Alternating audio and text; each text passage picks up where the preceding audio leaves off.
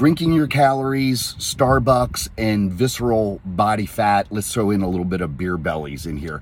Back in the day, we used to call it beer bellies. And I don't know why, but I don't hear that phrase anymore. But a beer belly is when it was normally a man would have a very large, round stomach. And a lot of times they didn't even look fat, but it was just a very bulbous belly.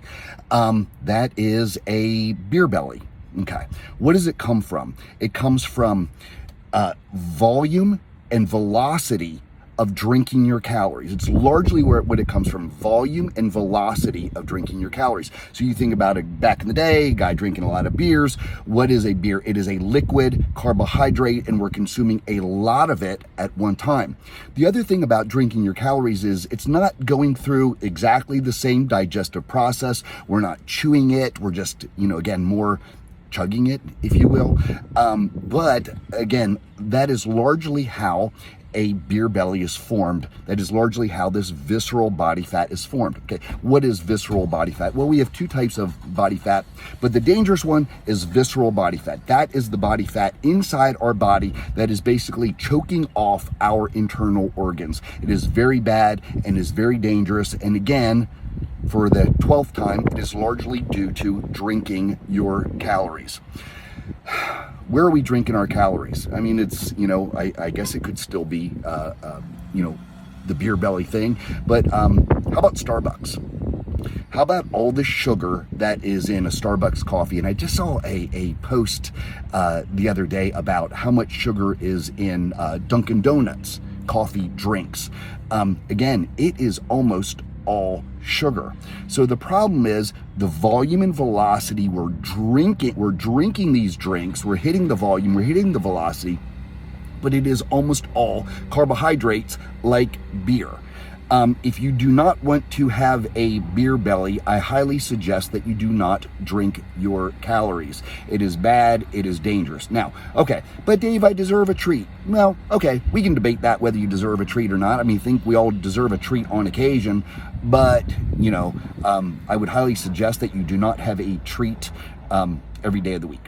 But that's my opinion. However, if you are going to, here's a little tip.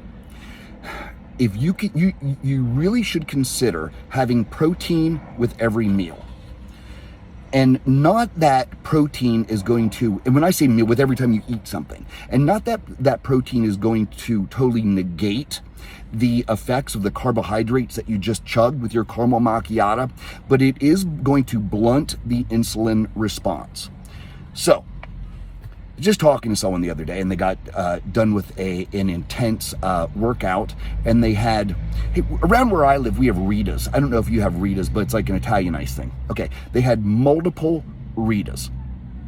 I would suggest that instead of having multiple Ritas for your treat, you probably should have been prepared after your event, had something like a turkey sandwich, and maybe one Ritas for your treat. I mean, especially after a hard workout or something like that, your body is going to be needing protein. You might think that you're craving this sweet carbohydrate thing. It's your body lying to you. What you really need is protein to help recover from that hard workout. So my suggestion, be prepared, have a turkey sandwich, enjoy your Ritas or your icy or your caramel macchiato, but make sure that you get in some protein with that to help blunt that insulin response and help drive you away from that beer belly ness, if you will. Another thing is that protein is incredibly satiating. So if you would have had some protein, again, a turkey sandwich, you might not have wanted the jumbo size Starbucks or the jumbo size Ritas, and you might have been satisfied with a smaller size. Anyway, don't drink your calories.